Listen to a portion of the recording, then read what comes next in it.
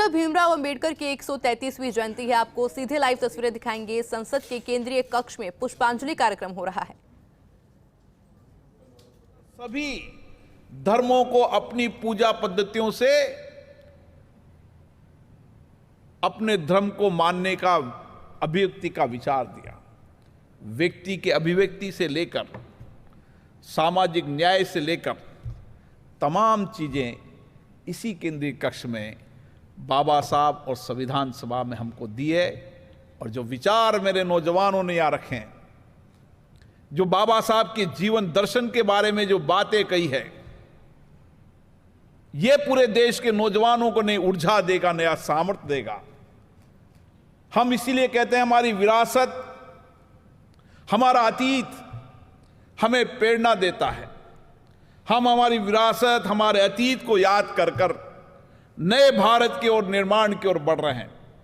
और नए भारत के निर्माण के अंदर सबसे बड़ी भूमिका है तो मेरे भारत के नौजवानों की है, जो सामर्थ्यवान हैं, जो बौद्धिक क्षमता से अद्भुत है, जिनमें सोचने, चिंतन, विचार, नवाचार, अनुसंधान करने की शक्ति और सामर्थ्य है, जो आधुनिक भारत के अंदर टेक्नोलॉजी के साथ आगे बढ़ रहे हैं, लेकिन अपनी अतीत और विरासत को, अपनी संस्कृति को याद कर कर नए भारत के निर्माण की ओर बढ़ रहे हैं। मैं आप सबको साधुवाद देता हूं।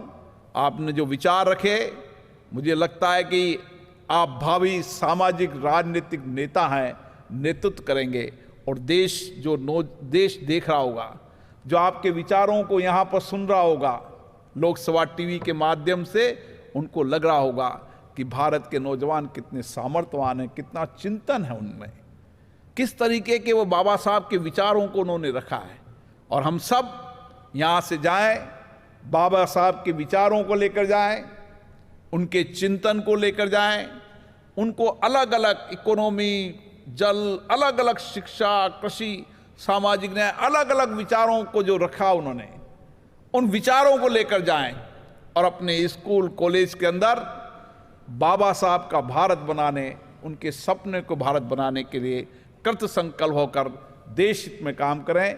आप सबको बहुत बहुत शुभकामनाएं, बहुत बहुत बधाई। और इस संसद से लाइव तस्वीरें आप देख रहे हैं, जहां लोकसभा अध्यक्ष ओम बिरला मौजूद है। संबोधित उन्होंने किया और ऐसे में देखिए,